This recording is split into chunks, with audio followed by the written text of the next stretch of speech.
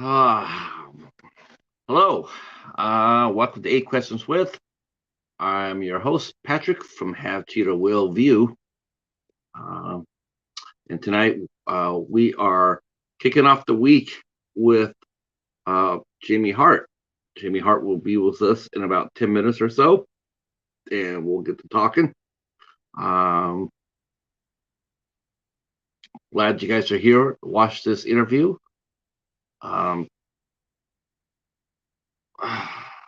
it is cold here in southeastern Michigan tonight. It is 18 degrees. That is crazy cold weather. Um, and we have snow on the ground. Somebody who might have got this message today. I know some of you guys were looking to the show for yesterday. We were supposed to be talking to actor Leo Olivia. We will be talking to him on Saturday at 8 p.m. Um, Unfortunately, yeah, we had to push it back until Saturday. I did talk to Leo. Him and I had a brief discussion. I can't wait for you guys to meet him. Um, he's awesome, supremely talented, and so humble and yeah. He's everything that in a star you want to see. And yeah, he's a star. Yeah, this is definitely he'll blow your socks off. This is a interview that I'm looking forward to, much like tonight, for interviewing Jami. You've known Jami; she's been a tremendous supporter of most of us here on the tube, especially in the horror community. She's always brightening up our lives and our panels. So we thought we'd go ahead and bring her up and talk to her about her love for horror and her love for Twin Peaks. And we'll talk a little Twin Peaks tonight. Hey, Cal, how are you, sir? We're ready for action here on Eight Questions with, and I am looking up something here. What am I looking up here? I'm gonna look up something. I forgot I was looking up here. Um,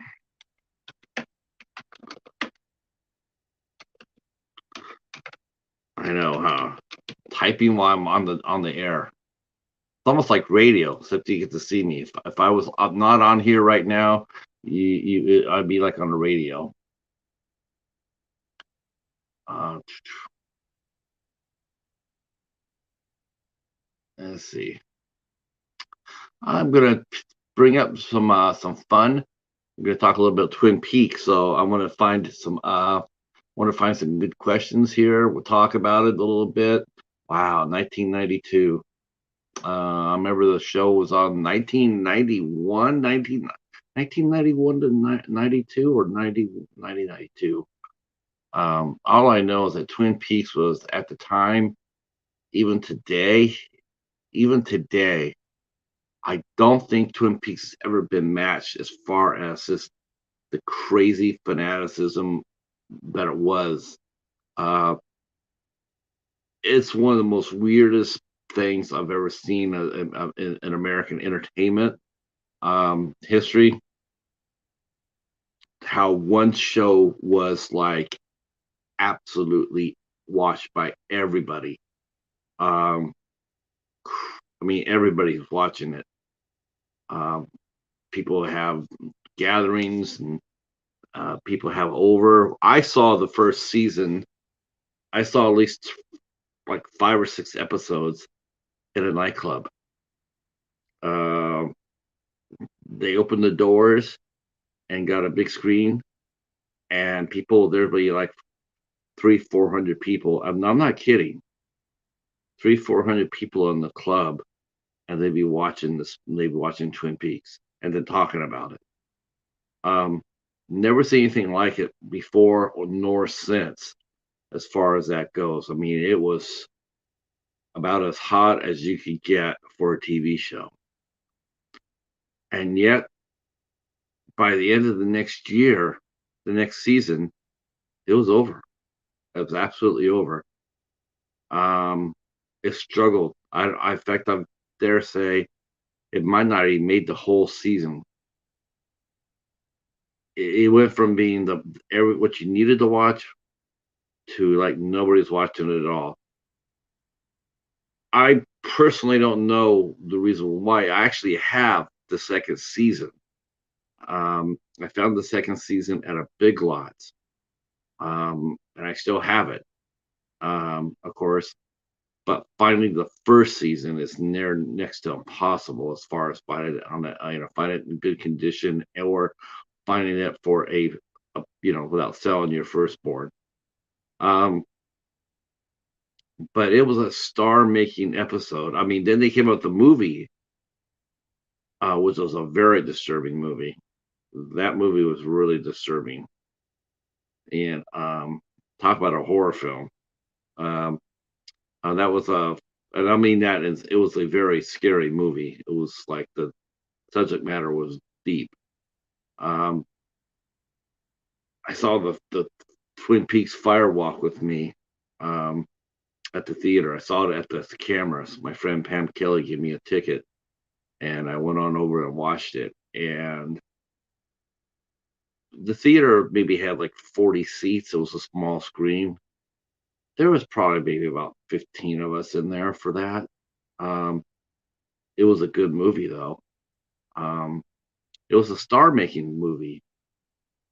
Yet coming out of it, um, not that many people. Not there was a lot of problems there. A lot of the actors and actresses, a lot of them actually struggled coming out of the show.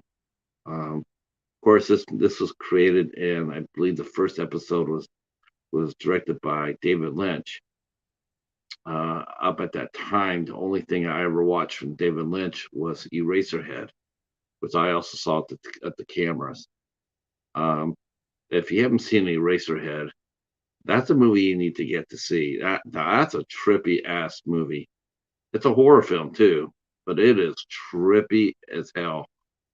Very existential, um, very allegorical, and was just weird as hell.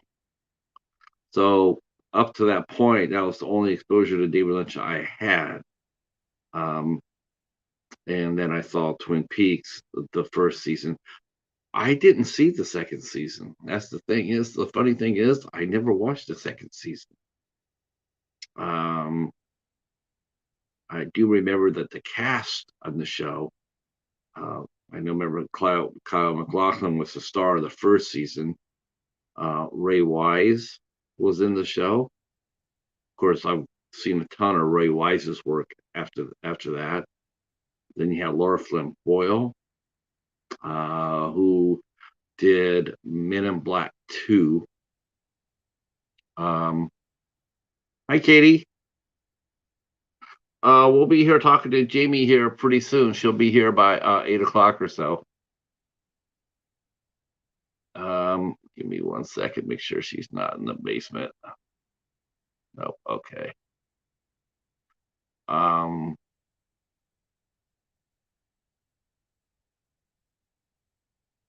Let's see. Let's see. She went up like Laura Flynn Boyle went on to do Men in Black 2. I believe that she had to fight a eating disorder, if I'm not mistaken. Um, After the show was over, I think she developed bulimia. Let's see, Sherilyn Finn, she disappeared too. Uh, uh, yeah, it was just weird. A lot of the actors, like I said, especially the actresses, they sort of faded out afterwards. They really, none of them really ever took it. None of them actually really ever. Oh, Jamie's here.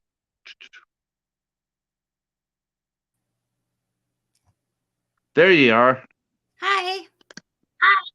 Greetings, greetings. I was just telling our fine chat my brief little history with Twin Peaks. I don't know if you know this or not, but I'm old enough to been there from the start. So am Um, I. now, uh, crazy, crazy. Do you remember how fanatical it was? Yes, I was one of them.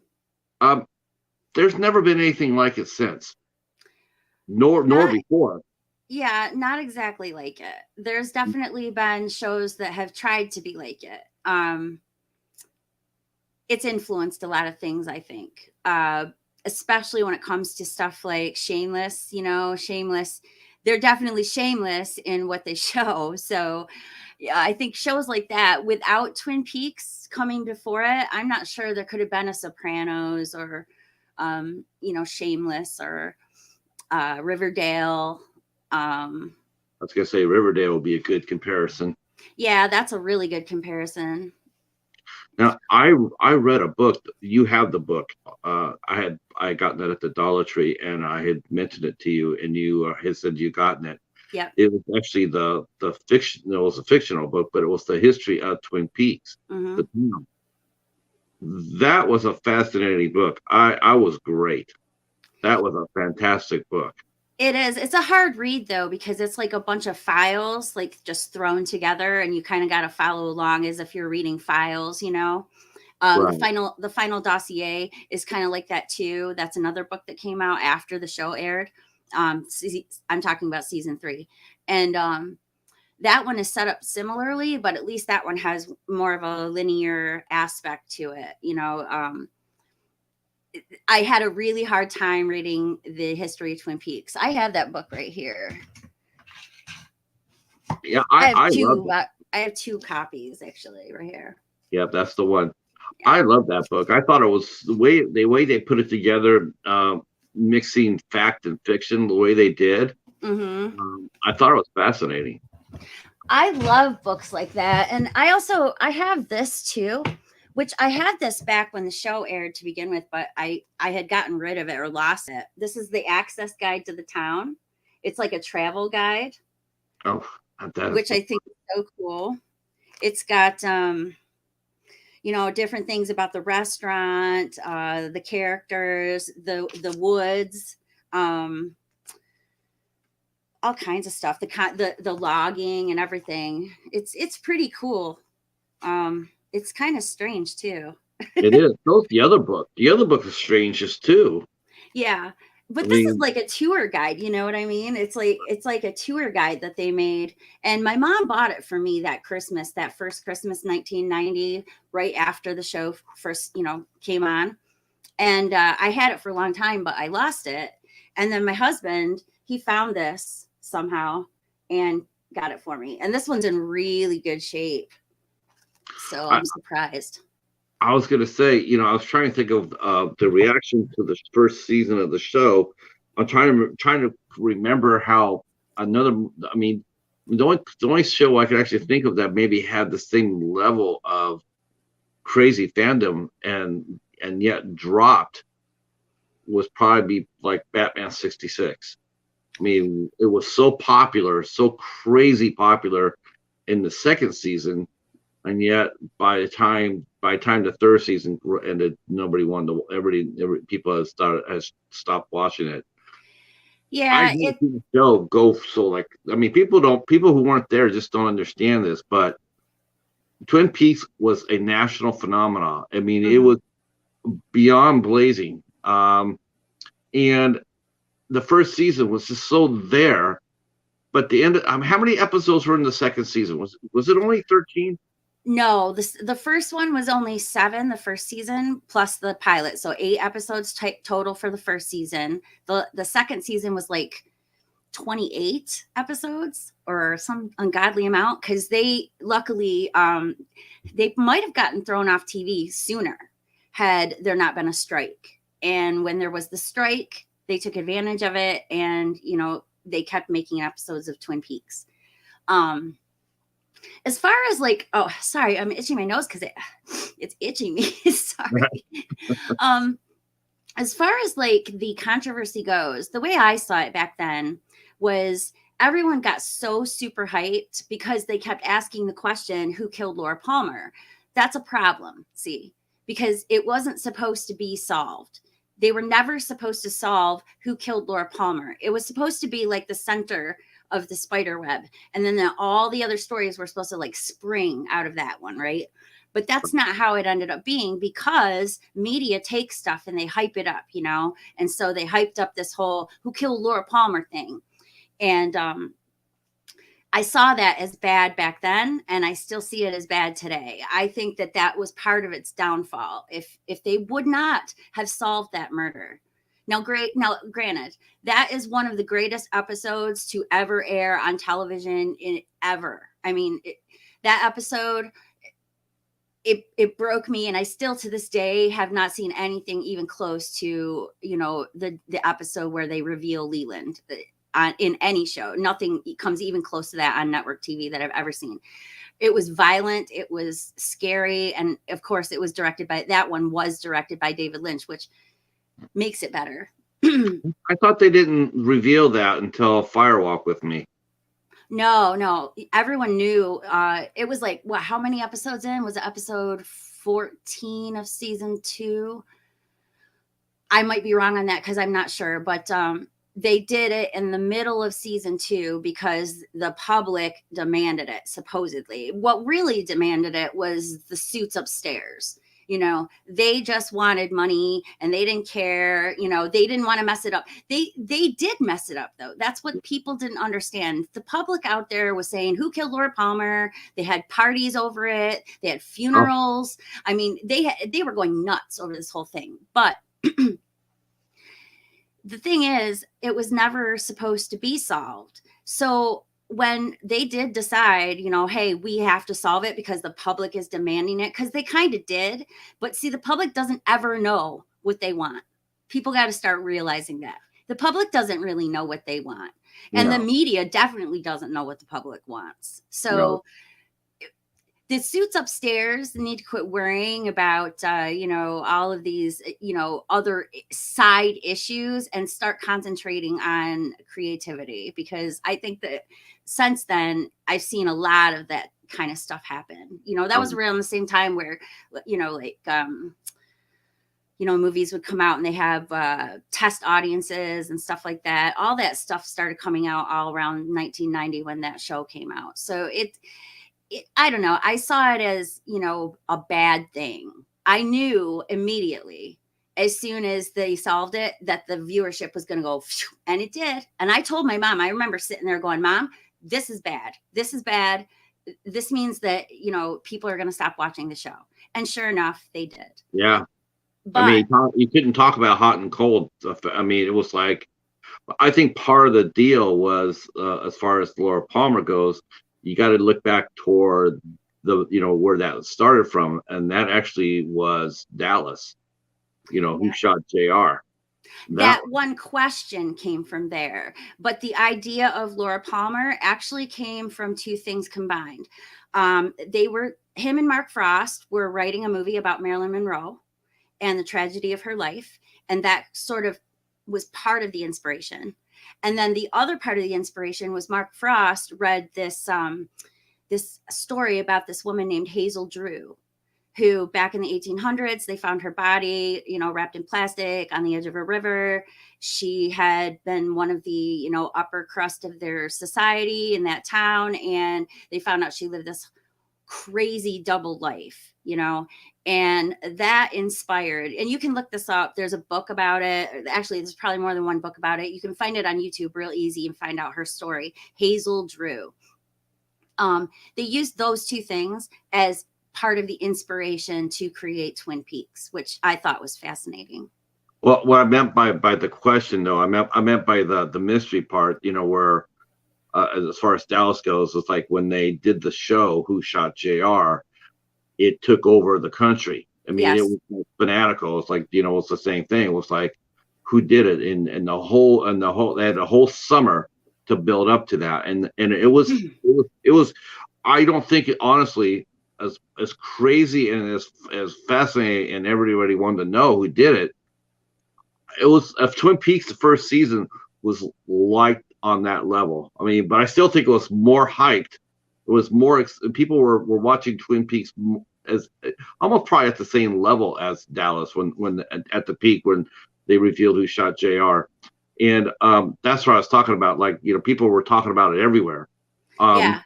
and as far as you're right, people were gathering that like I saw the first season, pretty much the first season at a nightclub. Oh They were yeah. watching, yeah, there'd be like 350 people watching the show. I mean, I believe that. I yeah. believe that, because I mean, I will never forget it. Never. And it was Easter Day, 1990. I was sitting there with my Easter basket eating Easter candy when the show started. And because of that, I will always associate Twin Peaks and saddle shoes with Easter candy. Because one of the first things you see when the opener happens is Audrey come out of her house with those saddle shoes. And that had a big impact on me. And I already when Twin Peaks began, I was already a David Lynch fan. Already. So my mom was the reason why I even knew about it. She came in and said, "Hey, that director you like, David Lynch, he's doing a TV show, you know." And she told me about it, and sure enough, I loved it. I loved it. And the episode, the first episode, the pilot episode, is fantastic. It's fantastic. And between that one and then the final episode of episode 2 or season 2, those two episodes are my favorites in the entire series. Yeah, up to that point, up to Twin Peaks, the only thing I had actually watched at David Lynch's was Eraserhead. That's not one of my favorites. It's actually one of my least favorites. If I rank his movies, usually that's on the low end. It is people. It's weird. It's a weird movie. It is. I don't dislike it. It's just that if you have to put it up against the other David Lynch things, it just doesn't come in as high for me. My very first David Lynch experience was in second grade. I was 8 years old, and my teacher brought in The Elephant Man, and we watched The Elephant Man in class, and it affected me. And I went home and I told my mom about it, and she's like, that's coming on HBO. And I said, oh, good. So when it did, I watched it countless times. I mean, I couldn't even tell you the amount of times I've seen The Elephant Man. And I loved it. I fell in love with it. I fell in love with his philosophy. I could tell about his philosophy, just from watching that movie, that he had the same kind of ideas about the world that I did. And here I am, an 8-year-old kid, I was a weird kid. My mom will tell you, Jamie was a weird kid. She liked weird stuff. She liked weird movies, and she was always older than her age. So it was weird for an 8-year-old to be fascinated with David Lynch. But because of that, when Blue Velvet came out, my mom was like, oh yeah, let's go see it, because we were actually, when I was growing up, I went to see everything. I never missed a movie. I mean, I literally was at the theater weekly. Yeah. And all the way up until almost the year 2000, pretty much. So after that, there was reasons why I didn't go to the movies as much. But before that, I was there all the time. And I went to see Blue Velvet with my mom. I was 12. And I will never forget when that Frank Booth scene comes up, when he's abusing her on the floor. And my mom's face, I could see it out the corner of my eye. And I thought to myself, I have to sit here and act like it doesn't bug me at all, because I want my mom to think that I can handle it and I can handle anything. And sure enough, my mom was looking at me out of the corner of her eye, and I was like, yeah, whatever, big deal, And after that, she let me watch whatever I wanted. She was kind of let me watch whatever I wanted before that, but that one I think really solidified. It was like a rite of passage for me.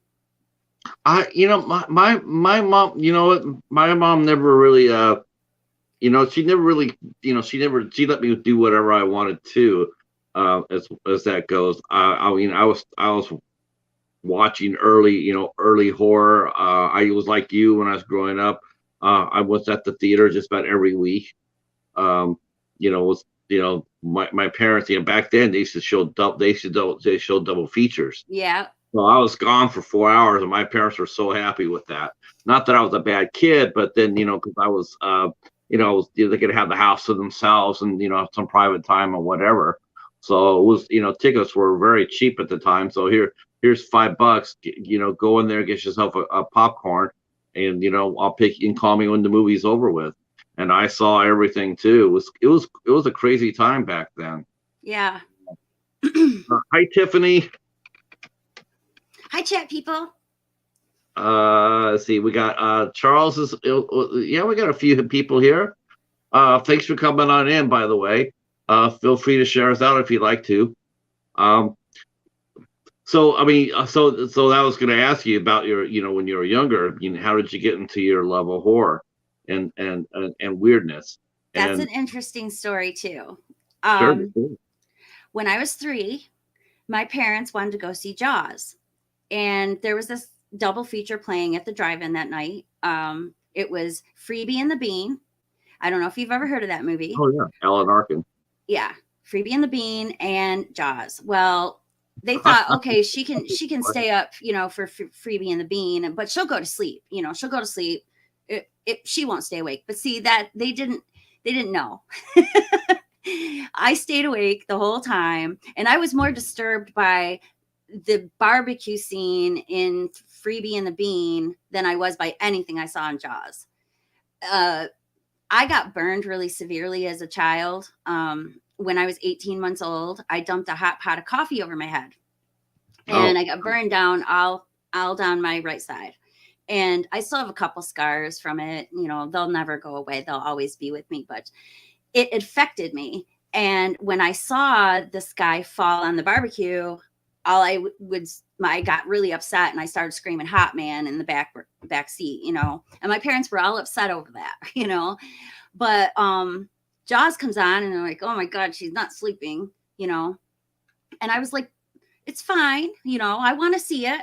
Well, it comes to the part where the shark comes up and it's going to bite the boat in half. Both my parents are like trying to cover my face, and I'm like, "What? I want to see." I did see. I did see. And they were like, "What? Are you scared? Are you all right?" And I said, "I'm fine. You told me TV and movies were fake." I was 3 years old, and I totally got it. I was like, this is fake. This is cool. I like this. I liked being scared. I used to have my mom read me the scariest of all my fairy tale books. I would rather her read me the Grimm's fairy tales than anything from Disney, and I made her read Sleeping Beauty to me so many times.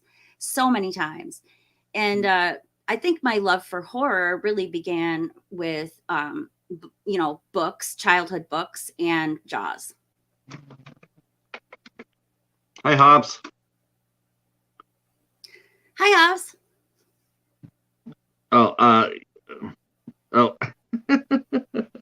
Hobbs is cheerleading.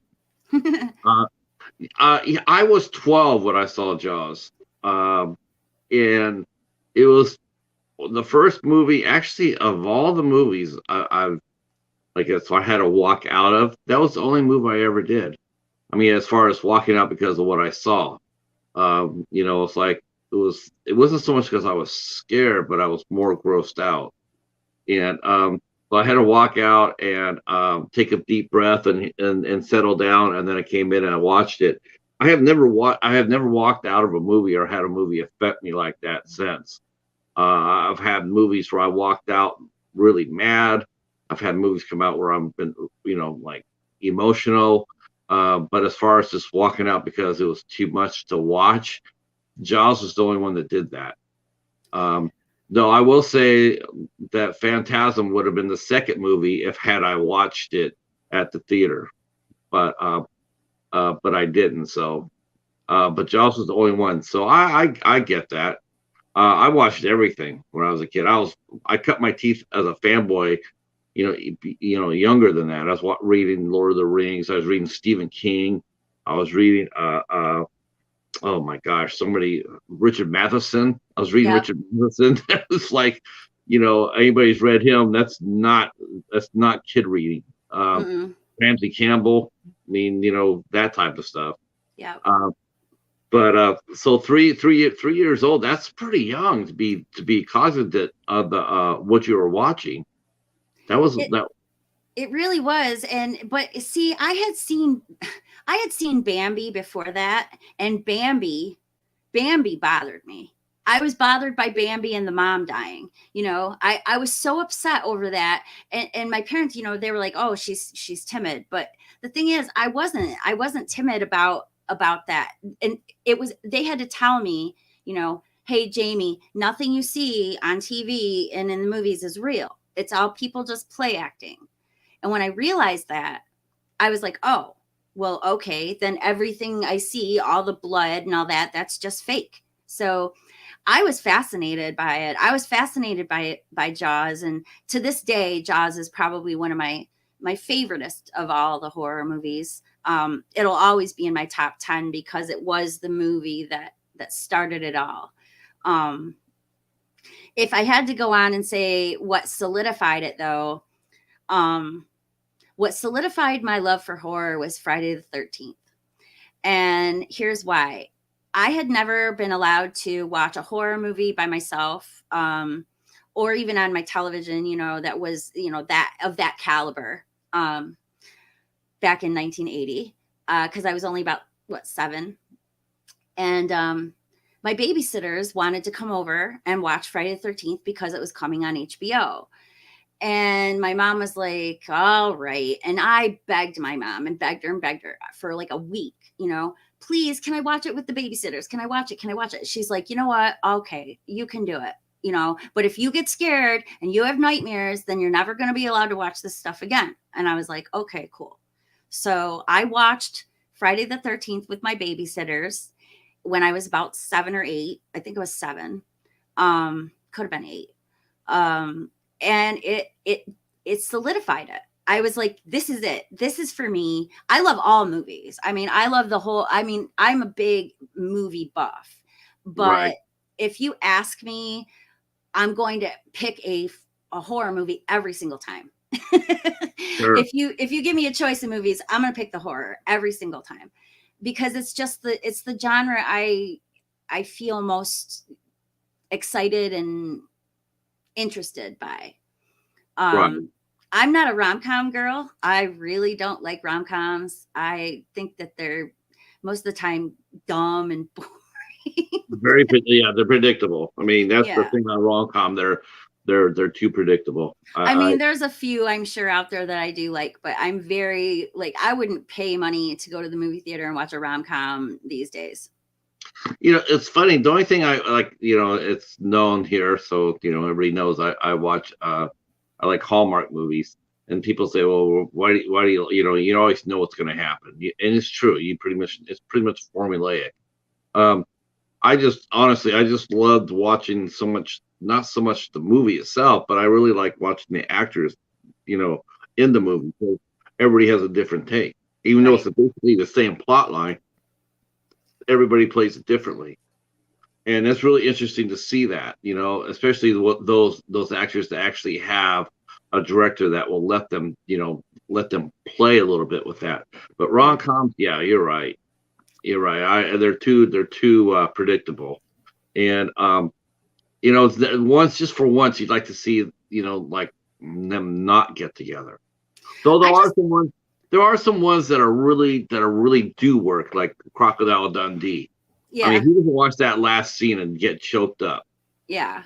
You I know, haven't seen that in forever now. Yeah, I forgot everything about it. that's probably one of the best as far as rom coms. That's probably one of the best ones. Of course, the Tom Hanks and Meg Ryan movies, they're also really sweet as well. Um, I like stuff like Sweet Home Alabama. I yeah, like The Sweetest Thing. That one with Cameron Diaz. Have you ever seen that one? That yeah, one's that's hilarious. I love that's that one. movie. That's Waiting is a big one. I actually own a copy of Waiting because I literally worked in an Applebee's and I worked in a Ponderosa, and it was my life was like that. Every night partying with the crew, every single night beer party at one of the people's apartments, and we had a crazy boss, and it was so fun. So that movie hits me right at home every time I watch it. That's the one with Ryan Reynolds, right? Waiting. Yes. Yep. Okay. Yeah. I Uh, love that movie. I just, actually, it's funny. I just scored a copy of that not that long ago. Me too, Fluff. I really the ending of Crocodile Dundee is definitely amazing. I mean, I guess I don't look at Crocodile Dundee as a romantic comedy though. It's more, there's action, there's adventure in it, action adventure comedy. Yeah. It's like an action movie, I think. Right. Um, it's really amazing too. It's really amazing. It's like when you watch that movie, speaking of horror movies, so in the movie, in the movie, remember she goes out there and she's taking a water and she gets attacked by that big crocodile, right? And then Yeah. he jumps down there and he drives that basically a small sword through the crocodile's head. And I remember a lot of people were sitting there, and I was probably one of them, that we sort of laughed at that because the crocodile was so big. It was like, okay, right, yeah, like there's something that big out there. No, this is before I even knew really what how big a salty was. But when I watched it, after I hadn't seen it for many years, when I watched it again, after seeing what a Australian salty looks like, man, that just, you're just sitting there going like, okay, so that really is the size of the crocodile. That really is. And it's just like makes you, when you rewatch Crocodile Dundee and you know that, all of a sudden, instead of just like a light comedy, or action event, then it becomes like really scary. That moment, becomes like, that's terrifying that there's really something that big out there. Yeah. So hi, That's why Ben, how are you? I like Lake Placid, because it's got that huge crocodile in it, and it's like based on this real crocodile named Gustav. Um, he's a legend, but they actually found him, so he is actually real. But supposedly this crocodile was just going and just eating people, and Right. I think it was in Africa, and it was just eating people, and they made this whole legend about it, and then it made its way into movies like Lake Placid. And what is the name of that other crocodile movie? There's a couple. There's the one that's called out. There's one that's Alligator. That was set in the sewers. They had Right. That was Robert Forster. Yeah. There's that one, and This one's a newer one. there's one called Rogue. That was with I would think that was with Dominic Purcell and Orlando Jones. There's that one. Yes, that's the one. Yeah. Orlando Jones, that's the one.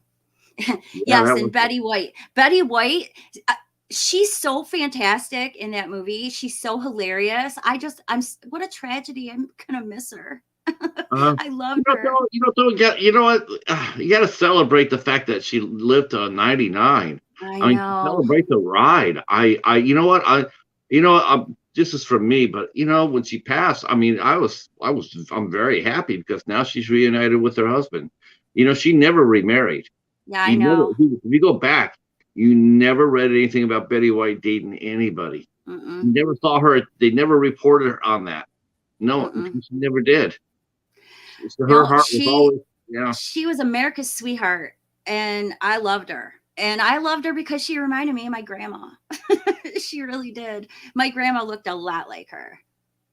Yeah, she was sassy.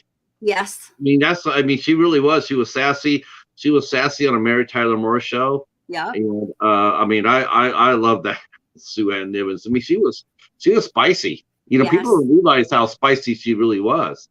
But I remember just watching her when I was growing up. I watched her doing Password with Alan Ludden, and that they were married. And then when he passed away, like I said, she never once dated anybody. You never saw it. She never saw her in any of the tabloids or People magazine. Betty White's going out with so and so. She never did. She stayed true to her husband all the way to the end. It was just that. What made it more sad is I had watched a movie, a Hallmark movie, by the way, called the Lost Valentine, and that is a beautiful movie. That's not a romantic comedy; it's just a drama, but it's a beautiful movie, and you would really like that. Let's see, the chat is popping here. Let's see. Let's get 400 likes, folks, and connect to Jami Heart. 400. I'll take 40, Hobbs. Yeah. Let's see. Yeah, they do that. They do here in Australia. The crocs wait at the boat ramps and stalk out their prey. Oh my gosh! I just, you know what? That's just crazy. Well, That's just, here in the United States, we have alligators, right? yeah. Well, I went to stay in Georgia for a summer with my Aunt Nancy, and she took us to this park, and we were going to have lunch at this park and then go. I don't remember, we were going to go off shopping or something. Well, I'm sitting there and I'm eating, and I look over and there's alligators right there in the water. And Hmm. I've never eaten my food so fast in my entire life. My aunt was laughing at me the whole time. I'm like, I can't sit here. We have to go. I can't be here around, because I was at that time, I was 16 and I was probably, I don't know, 87 pounds back then, you know? So I was worried that I was going to get eaten by this alligator. It freaked me out. I'm in the Florida. I'm in the Florida, and the very first thing they said when I got there, my host sat there and said, "So here's the rule. The rule is if you see water and you can't see the bottom of it, don't go in it." And so Mm, that was the first rule they said. It says, what if you can't see the bottom of where you're stepping, don't step in it.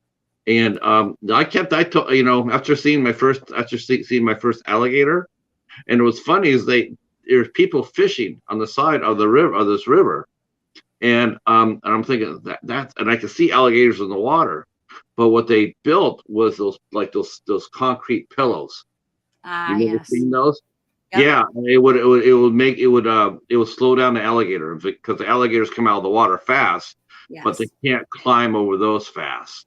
You know, Right. they almost like bottom out. So if you see, it's like it would buy you time to get up and get your ass out of there. But people would be fishing. They just kick it in there, kick and fishing, and whatever. And you see the alligator swimming back and forth. And I mean, they never came out of the water, but they were there. I mean, you definitely see them. I'm Um, terrified of them. oh yeah,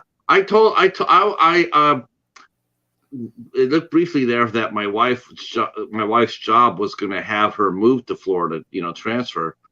And I told this story before, but I'm anti-gun. So I'm I told anti Florida. I'm yeah, I told my wife, I said, if you move down to Florida, the first thing I'm getting a gun. I said, there's no way in hell I'm going to be living out of Florida without a gun, because I'm not going to be one of those guys. I don't care if they're endangered or not. If they come on my property, right, I'm not going to sit there and call somebody and say, "Oh, can you come get it?" I'm going to put two in its head and worry about the consequences later. Indeed. Uh, uh, yeah. Let's see. Yes, Hobbs. Uh, yeah, with salties will hunt anytime. So yeah, Yeah. Lake Placid was a fun movie, wasn't it? Yes, I love that movie. I love Betty White in that movie. She's so funny. She's got such a potty mouth. It's hilarious. I love it. Um, well, I want to go back to Twin Peaks for a second because I really want to hear your opinion about a few things. Okay. Um, what did you think of the cast of that show? I was talking about it before you got here. I was talking about how after the show, what happened to the cast. That show really has sort of a tragic ending, didn't it? The Uh cast. yeah, I mean, a lot of people from the cast have died now and passed away. Some of them got to finish out season 3 and then died like right after. Um but I don't know. I actually I love the cast. I think they're all really awesome people. Now, I've never like personally met any of them. A lot of my friends have. Because they've actually gone out and gone to things, and gone to conventions, which there is no more Twin Peaks Fest because Showtime cut it out, which kind of upsets me. But so I'll never get to go to a Twin Peaks Fest, which is sad. But they have other things that I can go to. Like there's a Comic-Con in Lexington, Kentucky, coming up in March that I would love to get tickets for because like Dana Ashbrook, Cheryl Lee, uh, Sherilyn Fenn, uh, Kimmy Robertson, they're all going to be there.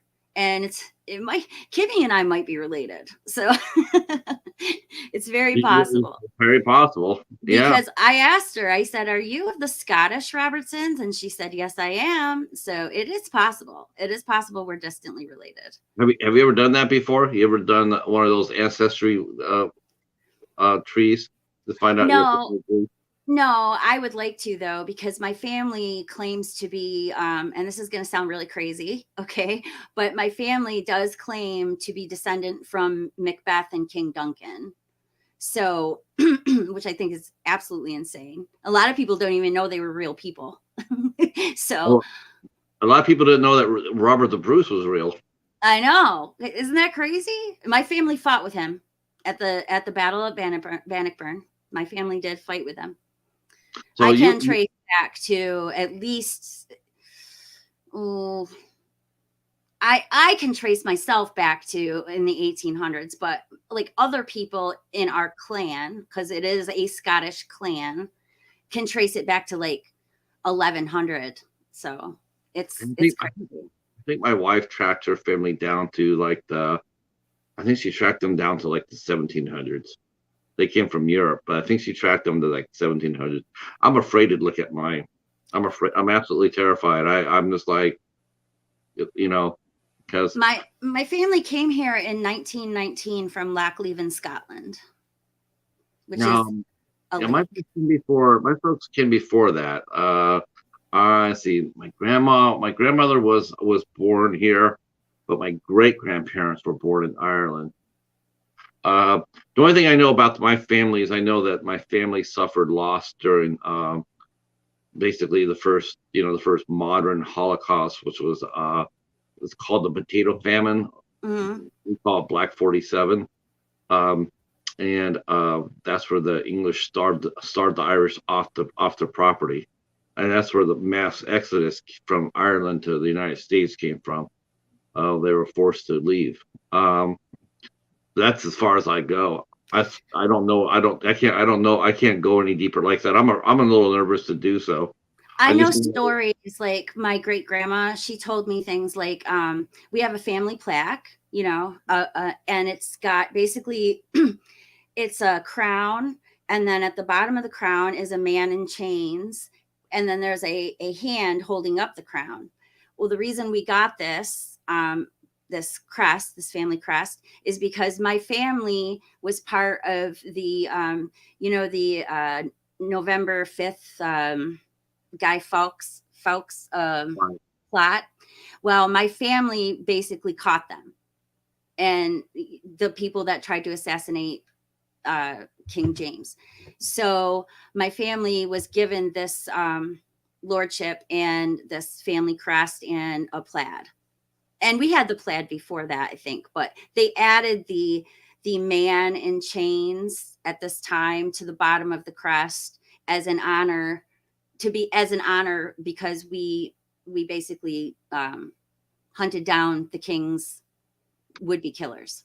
So yeah, that would be now. See, I would love to have a history like that, but I don't think we have one. Uh, but it's going kind of weird and rare for me to know these things, but it's because my Gigi, she told me all kinds of stuff, growing up, and I was really interested in the family history.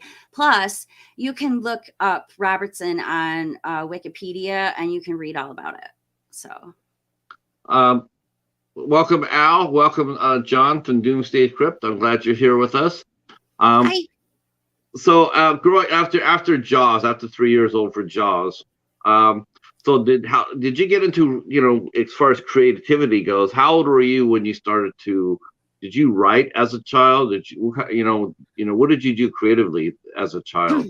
I kind of am a jack of all trades, and I kind of do a little bit of everything. Um, I could sing before I could speak. My mom said I would sing Beatles songs from my crib, but I didn't know words, so I would hum them.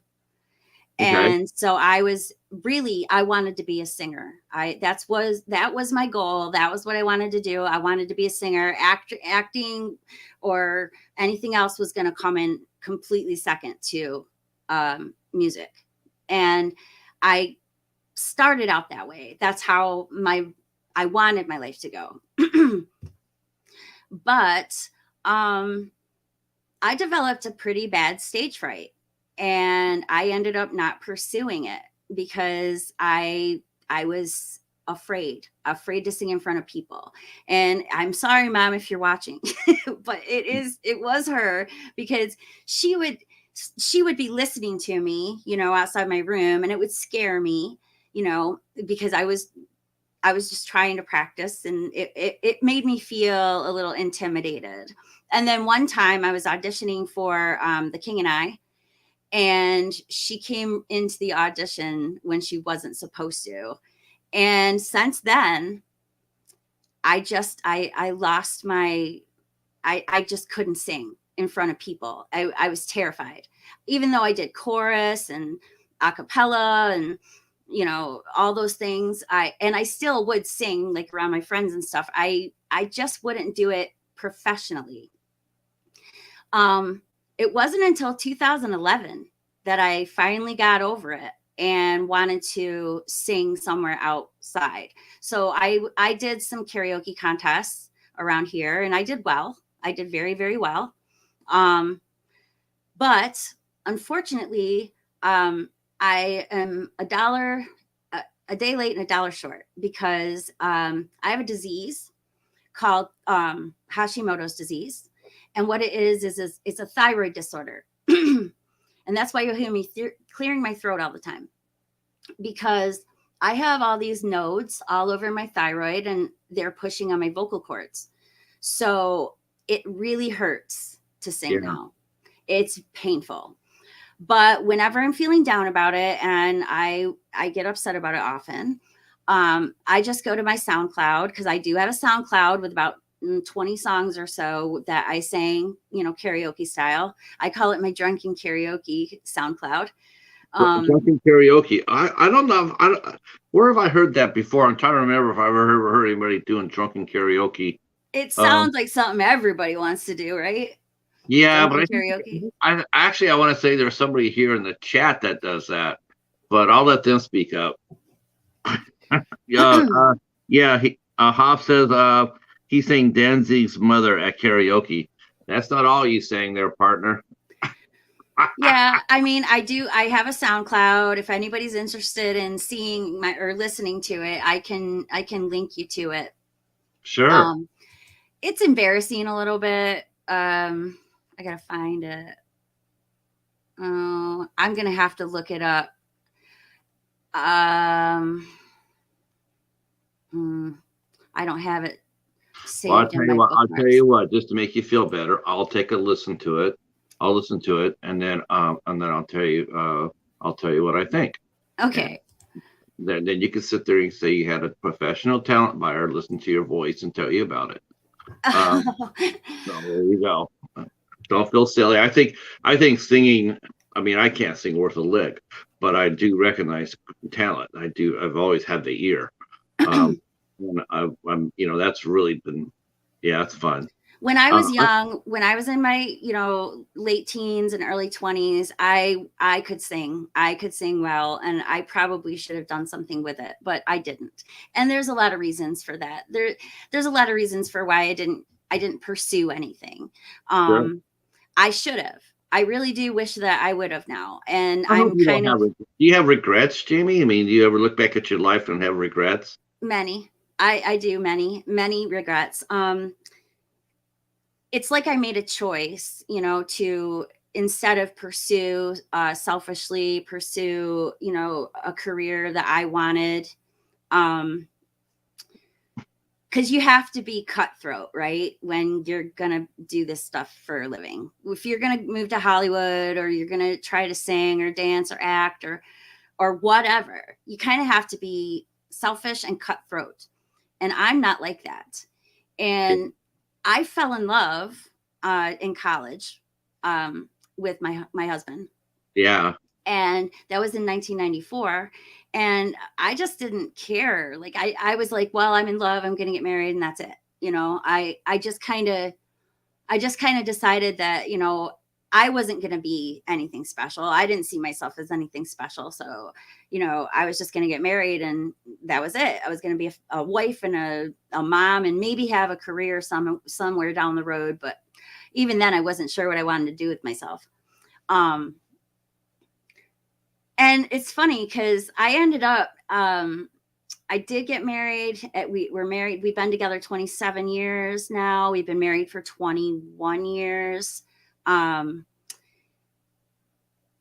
quit my job and became a stay-at-home mom. So that kind of took up most of my time after, getting married and having my son. I felt like everything was finished. Everything was over. And back then there wasn't YouTube yet, and I miss the whole like internet dating thing. A lot of people talk about all these things that they've been through, like with internet dating and stuff. Yeah. I've never had to go through any of that stuff. I have never, ever once gotten a dick pic, and I'm glad. I am so glad because, a lot of my friends have, and they have to deal with a lot of stuff that I don't deal with. Yeah, the early days of the internet, it was like the Wild West. I tell that to people all the time. I mean, the very first days of the net. I mean, I was online as early as 2000 or way before that. I was like 96, I think 96, 90, 95, 96. It was a wild west. Yeah, I mean, some of it was okay. I mean, some of it was okay, but I mean, it was okay for me because that's how I met my wife. I met my wife online in a chat room, and but I saw a lot of people get hurt, get really hurt. Yeah. Now it's a lot more. Now there's really no such thing as chat rooms. The things are obsolete. Right. As far as that goes, now we have FaceTime, we have this, and there are dating sites out there, but they're, for the good ones are, are vetted. They vet the people out, and people are a lot more. I'd like to think people are a lot more smarter now. Though there are a few that still go out there and don't think about it. Some guy sends you the picture saying hi, and then you, yeah, there's been, there's a lot of crazy stories out there. Oh my gosh, thinking about that. So basically, to sum it up, I did want to become something. I did want to do something in the arts, and I still to this day would like to do something in the arts. It's just that I had never pursued it, and I really wish I would have. That's the regret I have. So. Well, I mean, if you had a choice, what would you like to do? I mean, have you thought about writing? I can write, and I've thought about it many times. I'd like to write. There's some things that I'd like to write about my own life, things that I've been through, and there's things that no one knows that I've endured, and I would like to write about them someday. It's just difficult for me. Acting is something I would really like to do because I think I'm a natural at it. I think I could do it well, and it just, I don't know, it excites me. It seems fun. It seems fun to me. And, you're supposed to love what you do, right? So right. It seems fun. And I have time on my hands. So I'm available, people.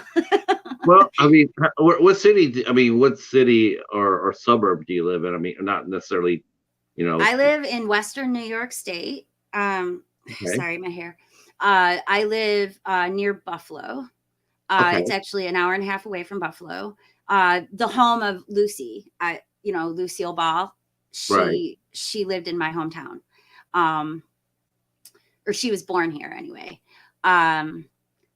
So really there's not much here. I mean, I could be in little theater like I was before when I was younger. Little theater is what I was doing when I was trying out for The King and I.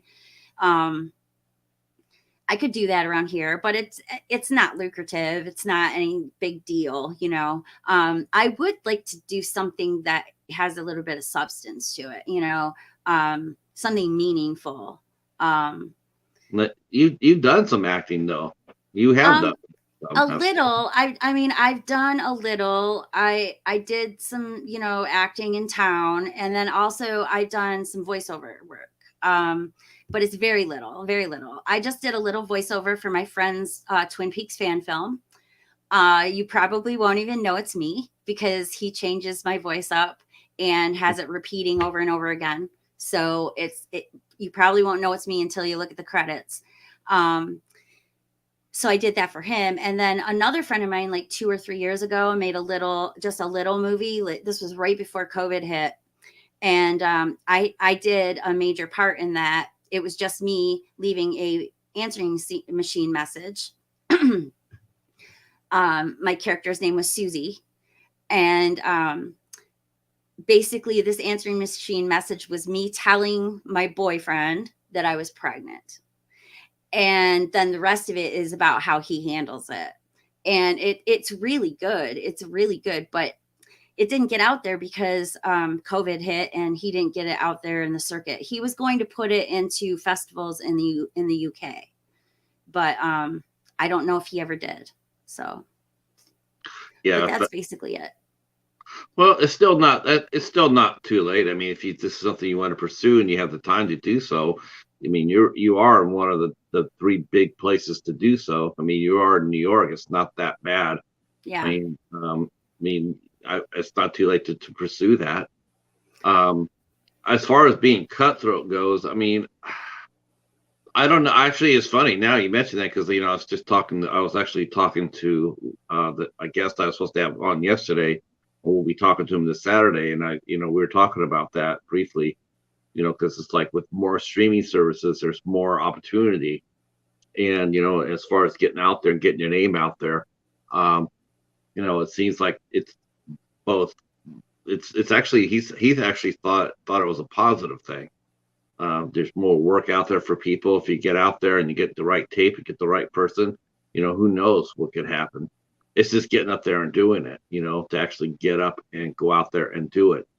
And I honestly believe that the Region Free group is talented enough to make a movie. Everybody in the Region Free group, if we were to get together and do something, I think we could really, really make something good because I think everybody in that group is extremely talented. Now, what is the Region Free group? Region Free is a group of creative people on YouTube that I was lucky enough to be asked to join. They used to be known as the Sausage Factory. And I used to watch them quietly in the background back in the day because they were called the Sausage Factory. So I kind of thought, well, maybe they don't want women here, Did you watch them online or did you watch them in person? I watched them live, on YouTube, and I would be in their chat, but I wouldn't be talking. I never talked. I didn't dare, I would just watch them. I was going through a little something at the time. That's how come I found them. I was going through something at the time, and I was watching a lot of YouTube videos, and I ended up finding them because of my connection with Cameron Cloutier, who made the Twin Peaks fan film. He was on that show on Sausage Factory. And so I kind of followed him there. And for a good year and a half, I didn't say anything. And then one day they were talking about Friday the 13th. They talked about all kinds of stuff that I love, And I finally spoke up in there and I said, hey, I've been watching you guys for like almost 2 years. And I've never spoke up, but I really want to talk about this. So I hope you don't mind that I'm speaking in your chat. And they're like, what? You guys think that women can't speak here? And I was like, well, yeah, I mean, you're called the Sausage Factory and everything, Yeah. It seemed like, they might not like women talking in there. So anyway, this kind of started a conversation, I think. Not just me, but there was a couple other incidents that were similar that happened. And it started a conversation, and pretty soon they're like, okay, well, we're going to name ourselves Region Free Without Borders. And then they asked me to be the first ever woman on their show. And I agreed. So that's how I got together with those guys. And you've actually been doing the tube for a while now. Yes, before that, I was on Twin Peaks Coffee Time. Which I was on there for about 2 years. And and I loved it. That they gave me my shot. You know, they noticed because I was making comments all the time about Twin Peaks and what I know about it.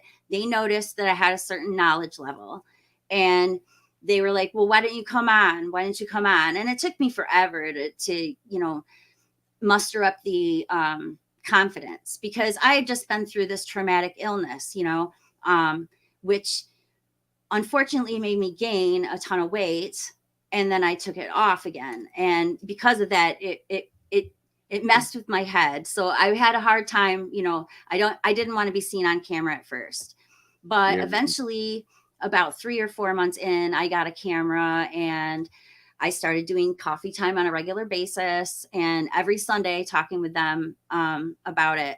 And that's kind of how I got noticed was through that. Now, were people surprised to see how much horror and knowledge of horror you knew, and you know, the Twin Peaks? I mean, a lot of people. I always thought more. You know, actually, it's funny you mentioned it, because you know, I've always saw Twin Peaks fandom being more women than men. I always have. I've always It seen I've always seen Twin Peaks being followed and you know, celebrated more by women than men. you know, that's it. You do have a point. I do think there is a lot of women in the Twin Peaks community. There's this whole community on Twitter called the Bookhouse Girls, you know, and they name themselves after the Bookhouse Boys in the show. Um, but oh, where was I going with that? My brain just went blank. Which book would you have in the book house? Oh, What would you contribute to the book house? oh, I got to think about that. Um, Something Stephen King. I'm gonna go with I'm gonna go with Pet Cemetery.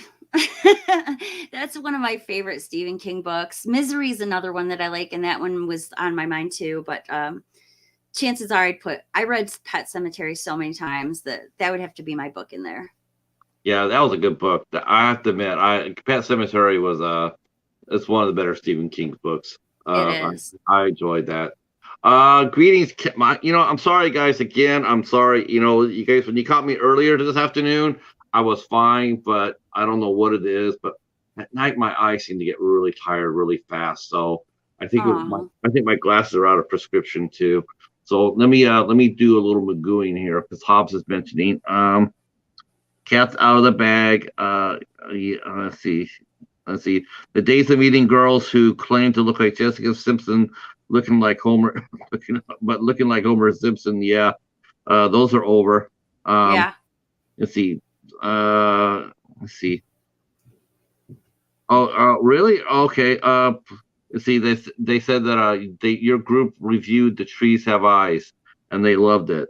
Um, let's see. Yes. Did you Yes. really? I Did you? didn't. I didn't. Yeah, I knew you had more sense than that. Yeah, I don't, I mean, they do, we're all kind of separate too, you know.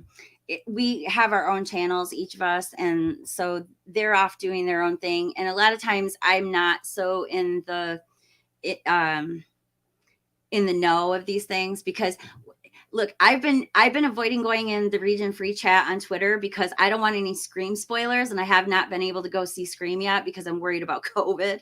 So I've been like not chatting so much with them guys, but they Oh, know I don't mean anything by oh my that. gosh. Okay, you uh, know what's funny? It's funny. It's like you know, like we know that you're a very knowledge, you know, Twin Peaks fan, but I can tell you right now that your demeanor is cool and calm and collected. I mean, you're a fan, and we know this, right?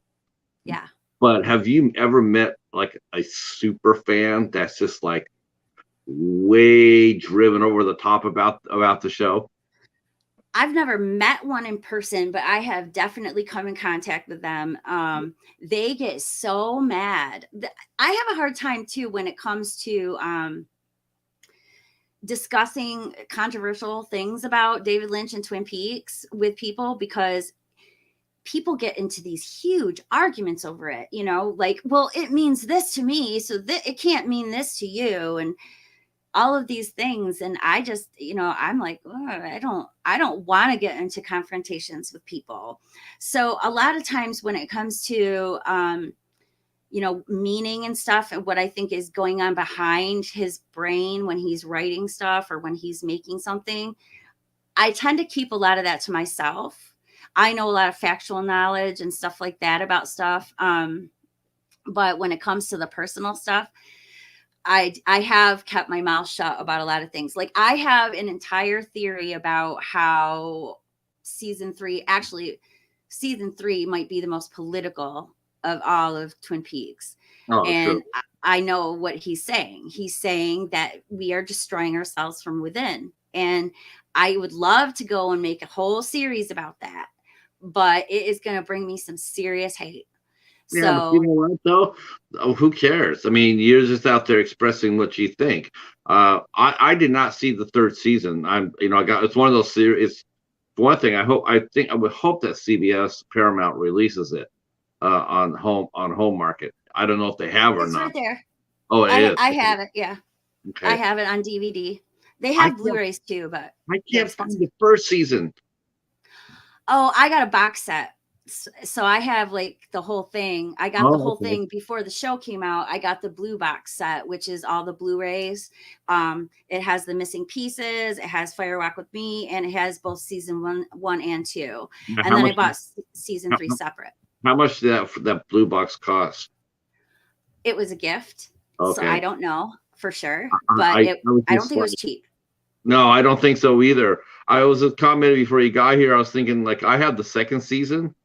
I had the second season, and I found it at Big Lots for $5. That's But, awesome.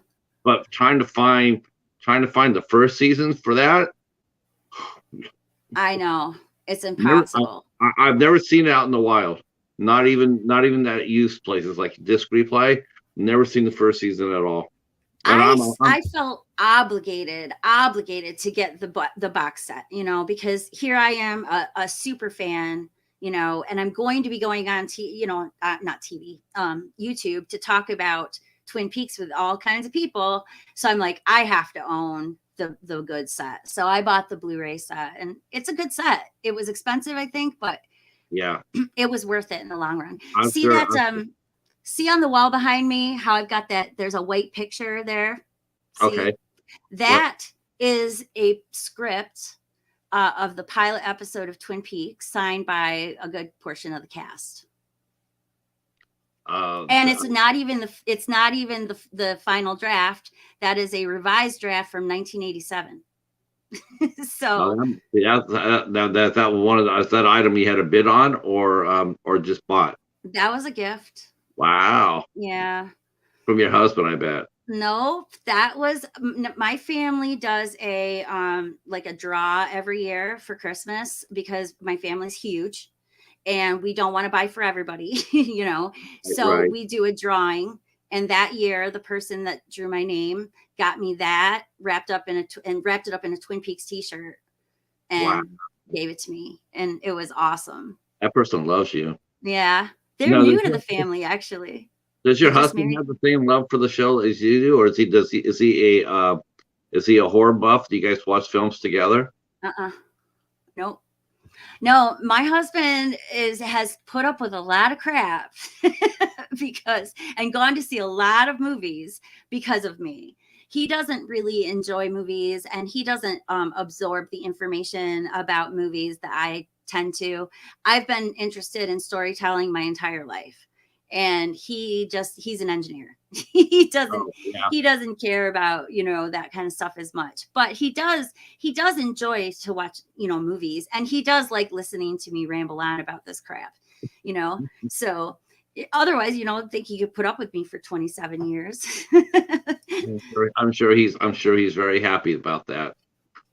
Yeah, because my wife was like that too. I mean, I would take her out to shows once in a while. In fact, this is I actually took her because I had no idea. I had no idea. I just know that it was being talked about, and I knew who Naomi Watts was.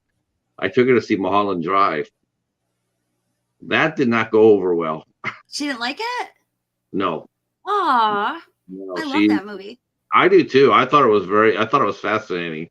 I thought it was very sad too, and it was typical David Lynch. I mean, there was a lot of bizarre moments there. I mean, Yeah, the I mean, cowboy at the top of the hill is really bizarre. well, Billy Ray Cyrus is really bizarre. I know, that was a random person in that movie. Let's see. Let's see. See- oh, Pet Cemetery. Alec Hart singing Pet Cemetery. Um, Piswell no should know better. Okay. Yeah, he's been doing this whole series of bad movies that he gets at the dollar store, which I think is really funny. Oh, the So Dollar Tree Theater. Is he doing yeah, Dollar Tree Theater? Oh, okay, awesome, yeah, awesome. Yeah, he's doing a bunch of those. That's Hobbs's idea. Yeah. Hobbs, yeah, he wanted to. Well, you know, I first started my blog. I actually used that term.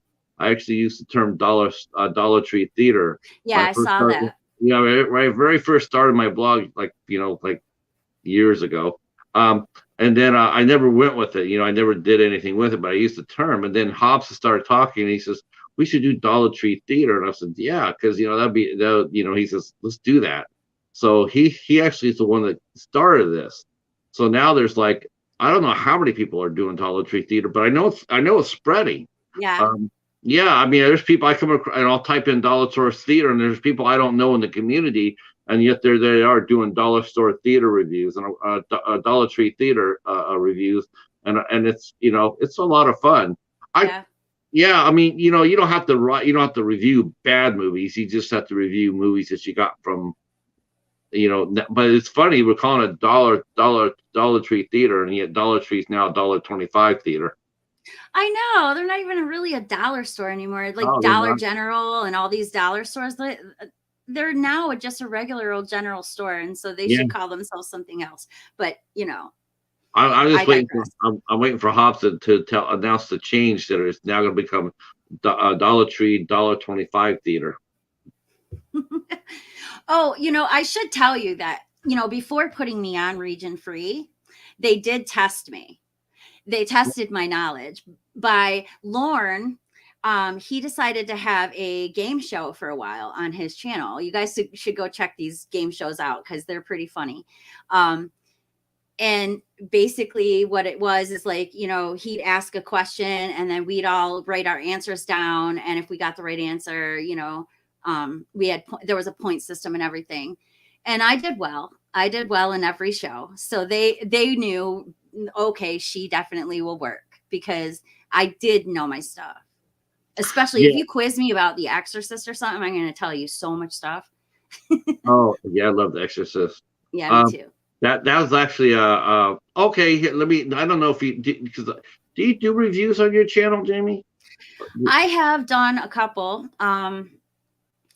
I've mostly done just Twin Peaks stuff for the most part. But I do have plans to make my channel a little busier. I just I have I have issues that have kind of kept me from doing things in the way that I want to do them. um the illness is one of them. I am out of remission, which that kind of sucks. I'm losing my voice, sorry. um I'm out of remission. I was in remission for about 3 years, and that my blood work was great, for 3 years straight. But I went back, and sure enough, my blood work's off again. So now they're changing my medication around, and I've been tired a lot. And because what it does is it overworks my immune system to the point where I'm just exhausted. I'm exhausted all the time, and I don't have enough, you know, immunity to be able to fight off whatever comes my way, which is how I ended up in the hospital back in September, because I got the flu and I couldn't fight it off, and I got super bad dehydrated and ended up in the hospital. That's the second time that's happened to me. What can you do for it? I mean, besides drink a lot of water, you know, do you do tea and honey to coat your Um, throat? I do for my voice. Yeah, it does help some to drink tea, and the tea and honey it's a singer's thing. So I do that. Um, but there is no cure. There's no cure for this disease. It is just manageable, and I'm going to have to fight it for the rest of my life. So my You brother had his whole thyroid taken out. I don't want to do that. know, So, but yeah, he got cancer, so he had to. it used to be like it used to be that I'd be able to talk all day long, not a problem. In fact, people could tell you that, oh yeah, you talk to him, he'll talk your ear off. But about about 8 or 9 years ago, that sort of changed, and since then I don't really talk a lot until I get on here. Like when I'm not on the tube, I don't use my voice. I'm not around anybody to use my voice. Other than my cat, Mm, and even then it's just more like dinner time, yeah. treat time. Um, but that's about it. So I don't use my voice at all. And I find that when I get on here and I do talk, by myself anyway, uh, yeah, about an hour and a half, my voice it's all right to about an hour and a half into it. And then I get sore. Yeah. My voice gets sore. It's my it's just like it's so strange. You just you want to talk, but then you can just feel it coming like this. So Yeah. um I have a lump on my neck. You can see, oops, over on the other side, this side right here. There's a lump right there. That is one of the nodes right there. yeah, So it basically, there's the thyroid is a butterfly shaped thing that sits right here, and it's just mine just doesn't work right. So, and that's unfortunate too, because see, the thyroid, that controls like all your functions in your body. So like all your organ functions and stuff like that is all controlled by your thyroid. So if your thyroid starts going haywire and your body starts attacking it like it's a threat, because right. basically my immune system is attacking my thyroid cells. Um, then you can have things like, kidney failure, heart failure, um, lung failure, all kinds of other scary things that I don't like to think about. So I try my best to just stick with what works for me. And I do admit I let myself go a little bit during this COVID stuff, because I didn't stick to the diet. I should have stuck to the diet, and maybe I wouldn't be in this position right now, but I let my diet go. I started eating more McDonald's and crap because I was being rebellious. And Huh? now I'm suffering for it. But I So am right back. I am right back on the diet I was on before. I have to be on a special diet. It's the paleo diet. It's meat and veggies for me. That's it. There is no, dairy. I'm not into, I don't eat bread or grain, um, unless I have to for some reason. that's my Um, that's my bane. My yeah, bane is yeah, bread is not my friend. it makes me feel sick when I eat it now. It's Yeah, like my body told me, "Hey, you don't want this." yeah. So, Yeah, it's getting to be that point for me too. I mean, unless I eat good bread, I mean, like really good bread. If I eat really good bread, then it's fine. But when I eat the crap shit, yeah, my stomach's not really happy about. I Oh, miss milk. I miss milk more than anything in the entire world, but I can't have milk. It's let's just see. bad. Oh, that's right. Hobbs has mentioned that no one he's ever dated will sit through the horror films I watch. I lost two girlfriends over horror. Uh, I will one for Last House on the Left, and the other was for The Sinful Dwarf. No, I've not seen The Sinful Dwarf, but I have heard a lot about it. And I've heard it's kind of funny. So I Yeah. actually will sit down and watch that one of these days. Well, But you know what? Last House on the Left is fantastic. Well, you know what? If you say that, I mean, I don't know who has it right now, but Hobbs actually sent his copy off, and it's actually truly being bounced around the community. I guess what it is that they send it to you, you watch it, and you're signing your name on a piece of paper saying, "I watched this, this date," and then sign your name on it. Then you find somebody, and then you mail them the Sinful Dwarf, and they keep bouncing it around. That's awesome. Somebody It send it is. to me. Uh, I know. I think Hobbs has got. I think how many copies do you have, Hobbs? Do you have like 4 or 5 copies of it, or I think because he said I think he sent copies out to I think, did you send copies to 2 or 3 people, or did you send it out to just one? I think because it originated with him. He had the Sinful Dwarf, and then he turned around. I think he sent it to Jason. Either sent it to Jason or he sent it to Joe the Horror Man, and then they started sending it to other people. It's like a I think it was chain. It's like a, James who watched it on Coffee Time. I don't remember who watched it for sure, but I think it was James, and he seemed very amused by it. So, what kind of horror movies are, like, you like, everybody has a limit of what they watch. Is there a limit of what you'll watch? yes. Uh, Like you guys were talking about the Human Centipede earlier today, Yeah. and I will not watch that. I Oh, will not watch it. I cannot sit and watch that movie. I'm too disgusted by the premise of it. the Everybody's told me you should watch it, but you don't I have to. really can't. No, you don't have to. I mean, no, I mean, I watched it for the first time. I'll admit it was okay. So yes, the acting was really good. The premise is really disgusting, and it will take a lot, and I do mean a lot, to get me to watch something like that again. I still have it, of course, but it'll take me a. I mean, it'll take me a lot to watch it.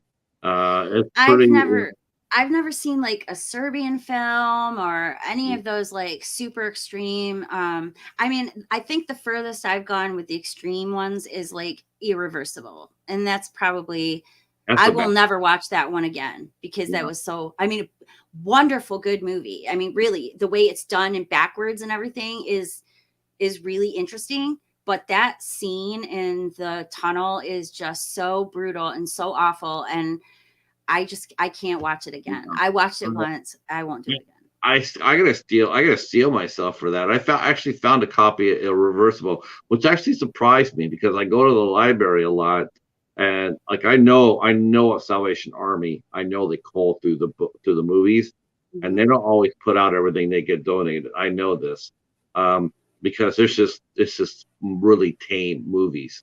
But the library is different. I mean, short of pornography, they will accept any movie and they'll put it on the shelves, which is why I've really been surprised. I found so many good movies that I would be hard to find. And Yeah. I found a copy of Reversible, and I still got to steel myself up to watch it, um, because of It's that scene. fantastic. Honestly, to be honest, it really is fantastic. The cinematography is really good, and I like how it's told, but it's that that scene is so horrible. If you can get through the 15 minutes, you have to watch that scene. Then I think it's definitely worth it. So I yeah, I still got to get up to that point. Though I am excited, like I mentioned in our earlier talk, I am excited to check out a new movie I heard about called Titan. I really like to see that very much. That looks like a movie that's ape shit, and you it's mean right. Titane? Is that what it's called, Yeah, Titane? yeah, That's the one I want to see. I yeah. I've want been to see hearing a that. lot about it. Yes, yeah. I'm really curious. I'm really curious. Me Um, too. and so movies like that, it's like, okay, I think I can handle that. I think I really like to watch it. It fascinates me. But there's some limits. Are you more of a watcher or TV watcher? More of a movie watcher. I Okay. do like TV. There's certain shows that I like, but they're few and far between. Um, I think the last newish thing that I watched that I really, really, really liked was probably The Outsider on HBO. It's a Stephen King adaptation, and it's fantastic, and it connects with it, so I like it a lot. Okay. Is it safe to say that Stephen King, you like Stephen King quite a bit? A lot. I have an entire library. And my son keeps bringing me more books too. He Oh, goes, he got a job and he's so sweet. My son's so thoughtful. He got a job and what did he do with his first paycheck? He bought me a Stephen King book. It's how so much is sweet. that? So is he your favorite author for sure? Very much so, yes. And Uh, has been ever since the first time I ever read a Stephen King book. My mom used to bring me Stephen King books. Everything that I am into really it was fueled by my mother because she's the person who encouraged my love for storytelling because she Uh, loves it. let's see. Kalal's mentioning watch ba- ba- Bate Motel. Oh, Bates Motel. Bates Yeah, Motel. yeah. I've heard a lot of good things about that too. I've seen part of one episode, but I haven't sat down and watched that one. I've seen a few things. I saw the OA. I don't know if you've seen the OA, but oh my God, I love that. And Dark. I don't know if you saw Dark, but that is one of the most fantastic TV shows I've ever seen in my life.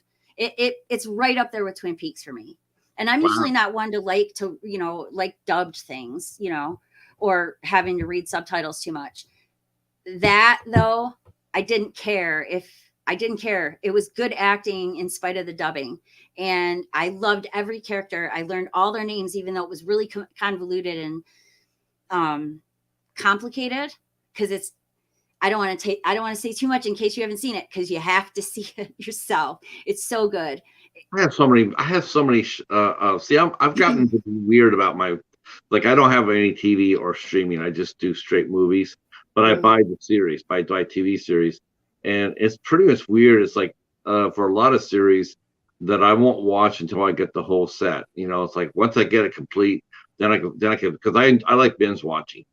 Mhm. I can sit there. I can sit there for two. It's funny. It's like I can watch one movie a day, but I can sit there and binge watch a series.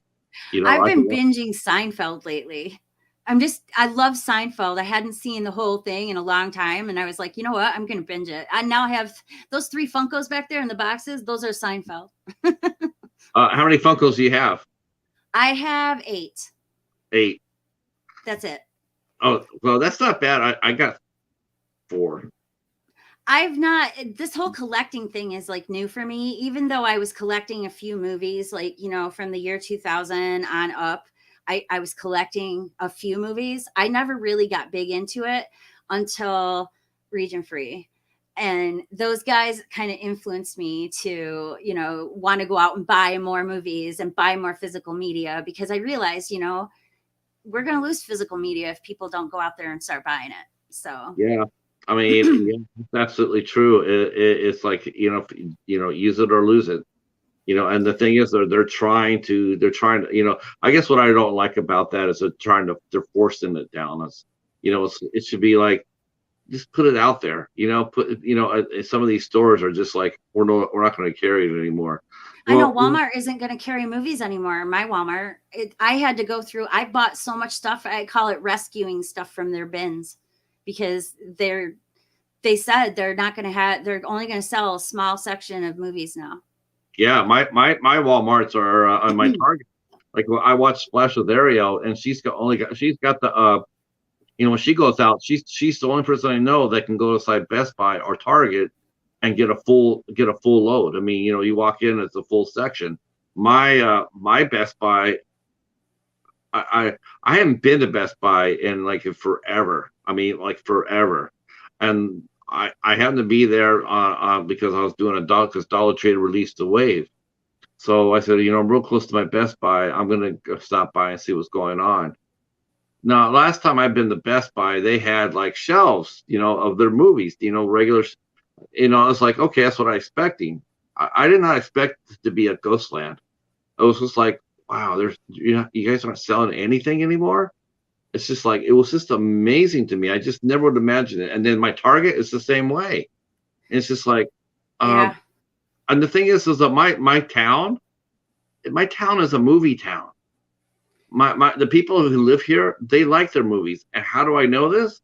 Because I see a lot of great movies being donated to my library. Yeah. And it's just like it's just like people really like their movies. I'm just it's one of those things that we're being told, but it's not really reality. It's like, well, nobody likes physical media anymore. That's not true. That's just what you want us to believe. I think that it's self manifestation. I think the more we say something, the more likely it is to become true.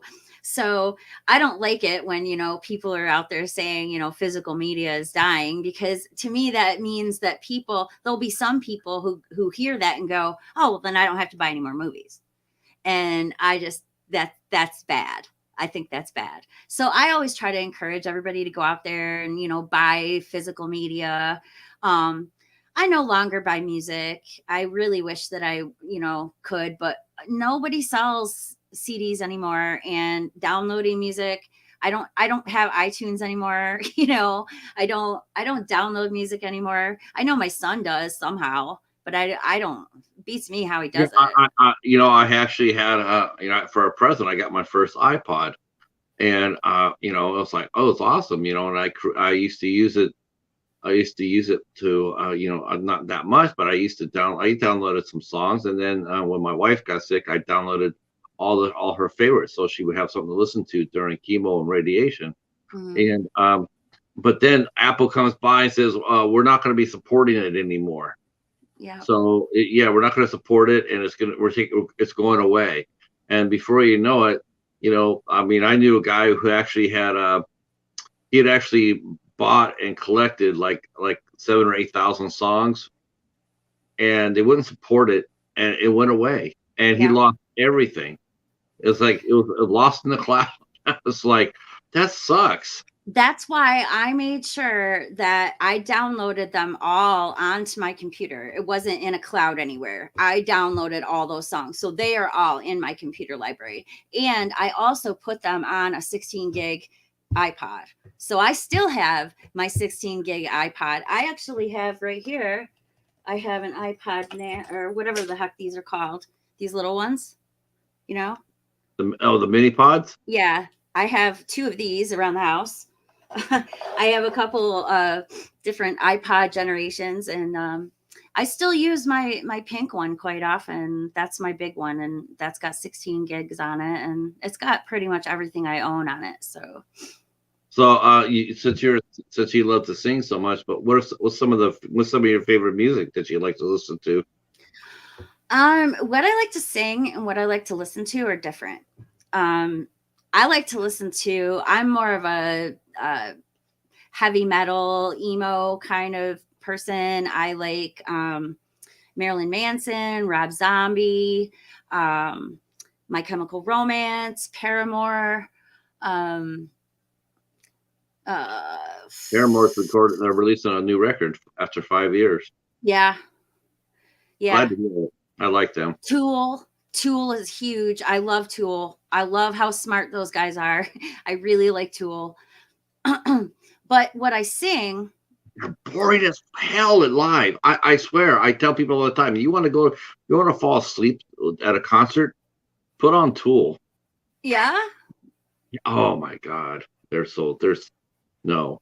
So Tool I me. love their music. I love their music. They use math to write their stuff. And I understand where I you're think coming I think from. I think they use Ambient to write their stuff, but that's just me. Yeah, no, they literally based one song on Pi.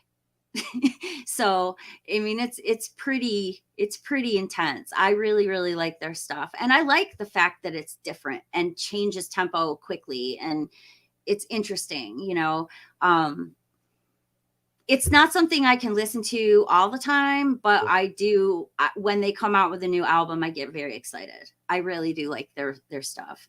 Um, but I also like Britney Spears, Madonna, Janet Jackson.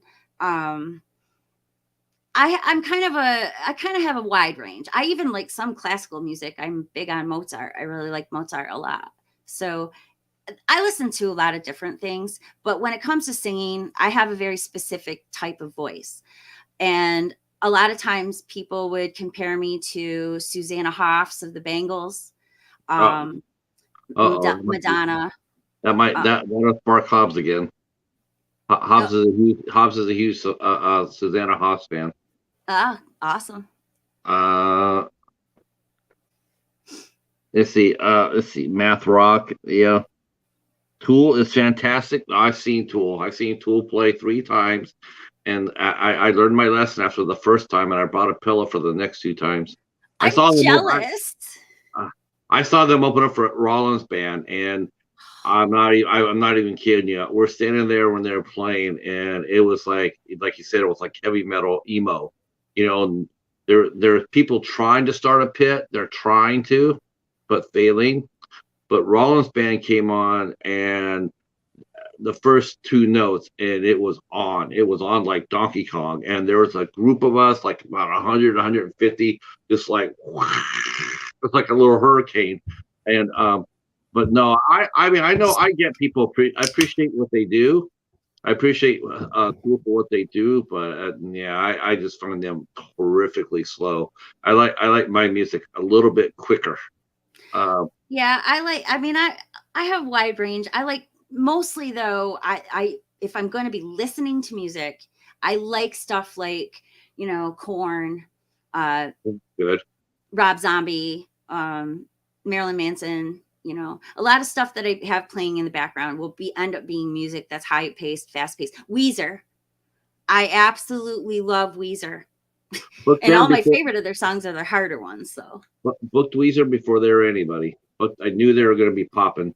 That Booked them guy, before. Yep. Booked them that guy before. Rivers Cuomo is a very, very underrated guitarist. People need to understand that guy can play guitar just as well as he can sing. He is Yeah, awesome. they're a fun band, and they were a great group of guys. Yeah, that was a great show. I really liked that. That was like I believe they were doing a West Coast tour, and then they were coming back, and right after they got back, they got picked up, I believe, by Geffen Records. Um, yeah, or was it Reprise? I think it was Geffen they got picked up by. But yeah, well, you hear them, you just knew. You're going like, oh, I told him that too. It says, we'll see you soon. I'm going like, no, you won't. Well, why not? It's just, you'll never be playing this room again. Well, what do we do? You're gonna pop. Are you kidding me? There's no way. And yeah, that was true. They were that good. I love Um, them. yeah, I do too. See, Hobbs is sitting there. Hobbs is going, oh, yep. See, he loves Susanna Hoffs. Yep.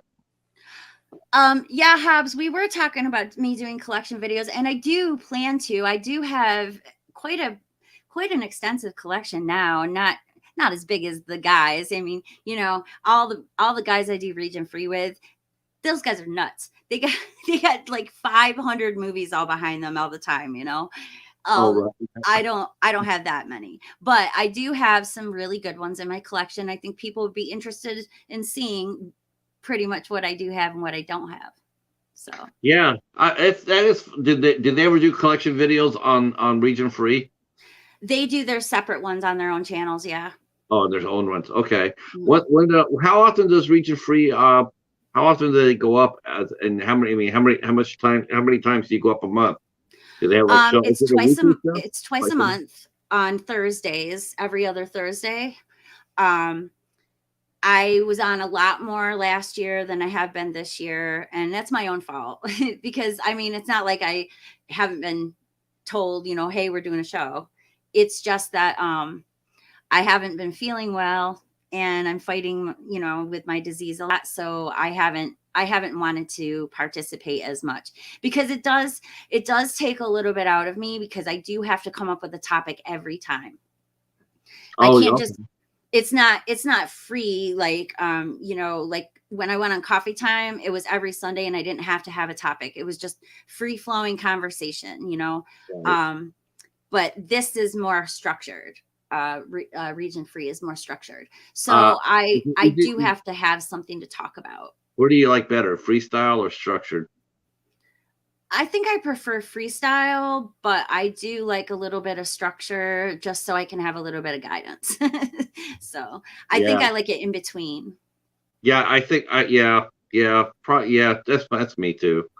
I don't mind freestyling it. I guess I don't mind freestyling it on my own, but I feel like when I'm with a group or a panel that I really feel like they have a little bit more structured. So Mhm. we all have to, we could just, so that way we're not just all over the place. Right. It feels like sometimes it feels like, you're throwing cookie dough against the wall and hoping that it sticks. Yeah. You know, but I get that. And I love the fact that you're still doing the show. I get it. I get it that your voice is that. And speaking of that, I'll be aware of that. Uh, I won't keep you too much longer because I'm sure you're getting tired. Yeah, a little. You know what? I will have to say one thing. I'll say thank you for, and I'm speaking on the community for this one, and whether they like it or not. But thank you so much for your support because you have been support. We have seen you in so many. I've seen you in so many live chats and some panels, but I've seen you mostly in live chats, and you're always really engaging, and that's great. I absolutely love that. You're everywhere. I'm just trying to help people out. I know it's how tough it is. I get nervous when I go on my own channel and there's not a lot of people in the chat and I have to continue, to try to talk and talk and talk. So I like to go into other people's chats and, try to encourage people to make conversation because I know that it's really hard. And also because I like supporting the people that, I care about and the people that I, have gotten to know. So I do go into a lot of other people's chats and I, make sure I go and I like their videos or I'll leave a comment, because, Do you have like I just feel like it's a community and that's what we should do. outside of the region free? What are your 5 favorite channels? Um, I like this channel called Gaming University. He is a psychologist kind of guy who plays a lot of video games and then he psychoanalyzes them. He psychoanalyzes a lot of, movies. He likes David Lynch and Twin Peaks. I do like some stuff I like Cameron's channel because he has his Twin Peaks watch alongs and I like discussing that with people. Let's see, what else do I like? I like this other channel called Max Durrett. And he's another one of those people who takes TV and movies and games and breaks them up and psychoanalyzes them. I'm really into psychoanalyzing things. I like to break things apart and then find out what they mean. It's like puzzles. Right. I was always good at puzzles. So I really feel like a lot of the stuff that I'm into has to be taken apart and then put back together again to understand. Twin Peaks is a classic example. Anything David Lynch is a classic example, pretty much. Right. Will there be do you think there'll be a season 5 or season 4 for Twin Peaks or? There was something going on. It was called Unrecorded Night. And it was also under the working title Wisteria.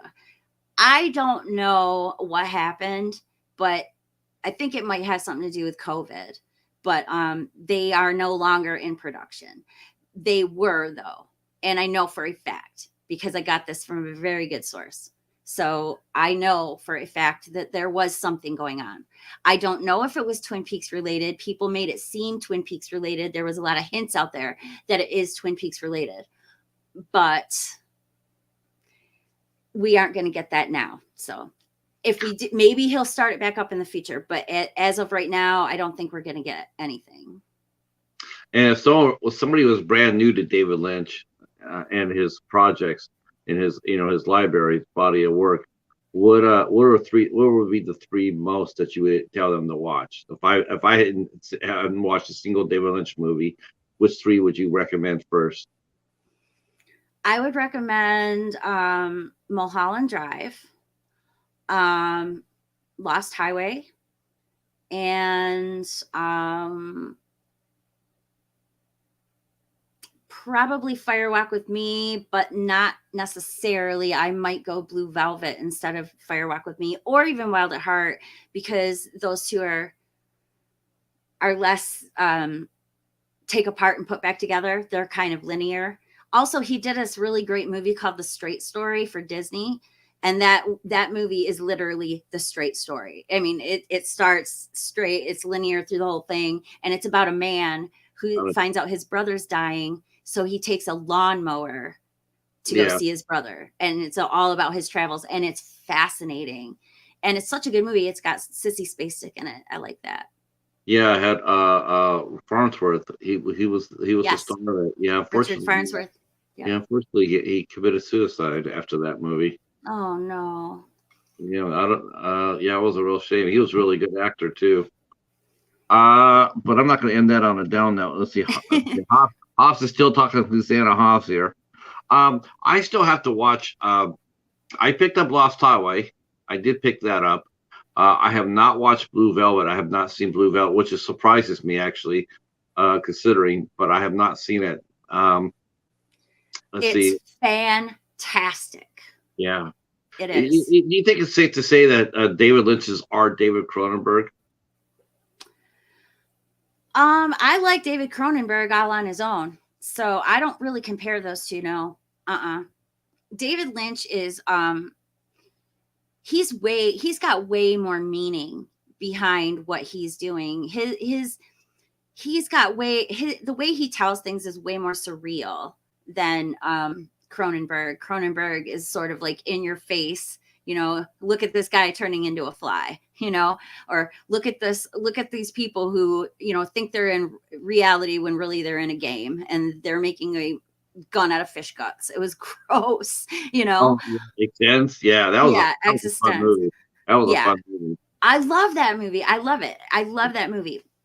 So I kind of see Cronenberg as his own thing. I don't really compare um, Lynch to him. Now, if I was going to compare Lynch to somebody, I would have to compare him to Stanley Kubrick, because Stanley Kubrick and him, they actually used each other's movies to inspire their movie making. So, like when they were making Blue Velvet, he had people watching The Shining a lot.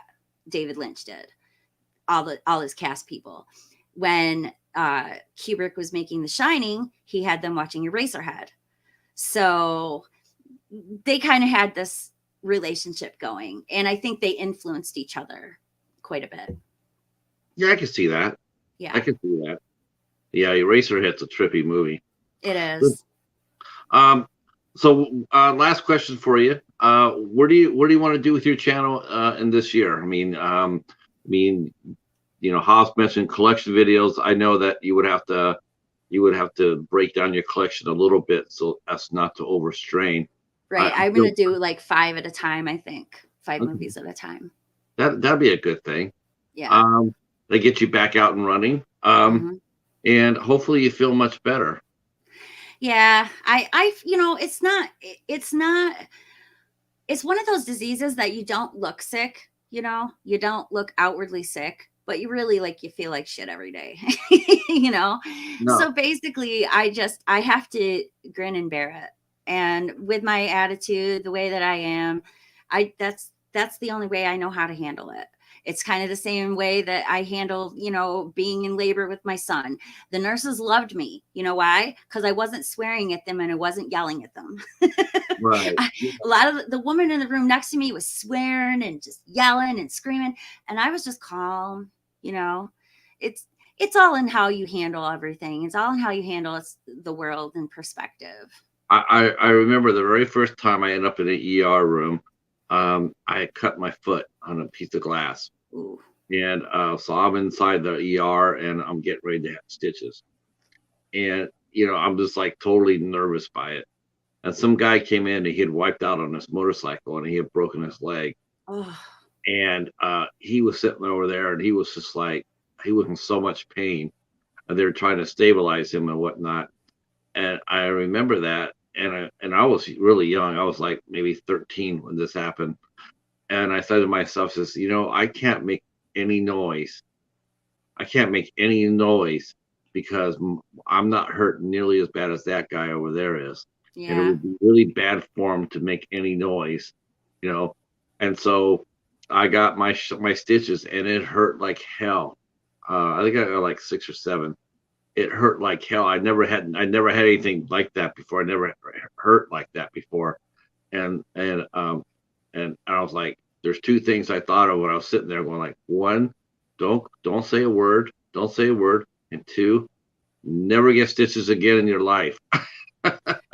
And so that's actually been the case. I've punctured myself and cut myself and whatnot, but I have never had stitches before after that. I just said, nope, I'll have a scar.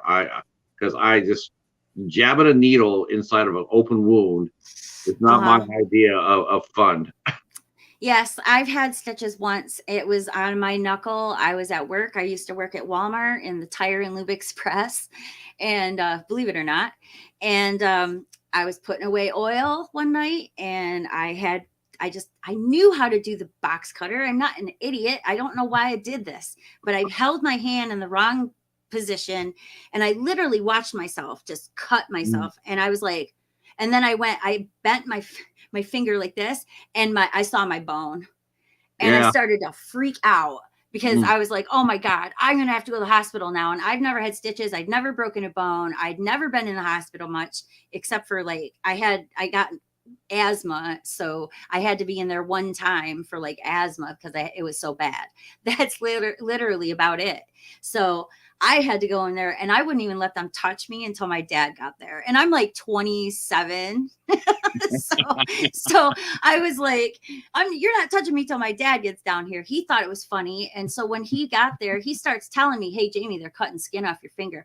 Because I wouldn't look, He's like, "They're cutting skin off your finger." And I was like, "Shh, shh." And he's like, Yeah. "Oh, that's fascinating." And he loved doing that to me. So I was like, why did I call my dad? Oh no, it was funny. It was funny. It's like you cut yourself like that, right? And you think, oh man, this sucks. This sucks. Uh-huh. This sucks. But the thing that sucks worse is when they put the needle in it. It's Yeah. gonna numb you up, make you. No, please don't do that. Please Oh, don't do that. Don't put the needle down. It's like, can't you just do it without that? I don't know. Do you think you really want to go through that? Well, I'd rather have to go through that than have a needle stuck in the cut. I'd yeah. rather do that. Yeah, yeah. Yeah, they had to do that to me too. And it's funny. I'm so used to needles now that it doesn't bother me, but back then it did. But I get blood tests so frequently now that I mean, it doesn't Yeah, even bother needles. me at all. What's funny is that needles actually don't bother me.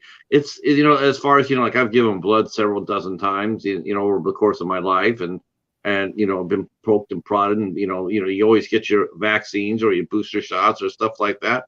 I have Mhm. no problem with that. But we know the actual cause of having a stitch put on you.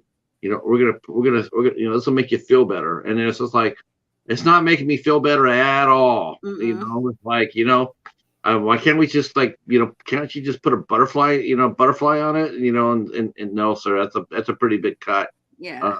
It's like, uh, um, yeah.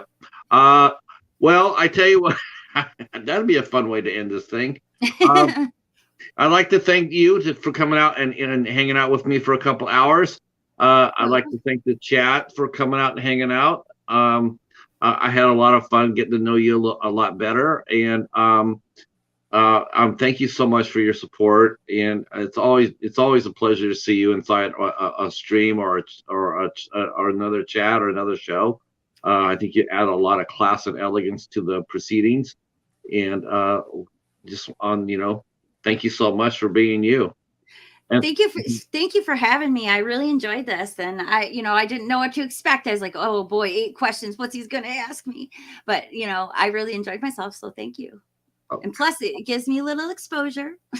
that's right. You can actually put this on your resume if you want to do another show, or if you even try to do acting, because you Yeah. promote yourself, and that's really what's important.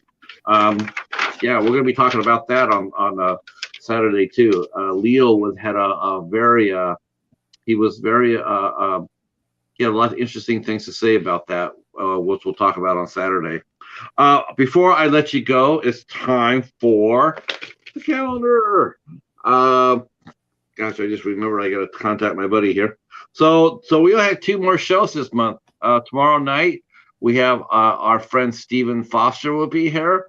He is a playwright and a acting coach and an actor. So actually, Jamie, that would be a good show for you to pop in at. Stephen Foster is one of the sweetest men I know. He is very, very. He's a very, but he's a very good teacher. I'll make Um, sure to pop in there on Saturday then. yeah. Let's see. And then on Thursday we have the other half of the creative team of Carousel. The young lady who created Duke the Unicorn came up with it, and for the Carousel series, Eileen Isley will be here on 8 o'clock on Thursday. And then, of course, Saturday on the 29th, we have Leo Oliva will be here with us at 8 p.m. And that will close out January. And what a great month it's been. I was really stoked on this month because I thought I had some great guests, and I was right. So I will see you. I will see everybody in the chat. I'll see you guys out and about. Thanks again so much. Stay right Bye. where you are, Jamie. Okay. Bye.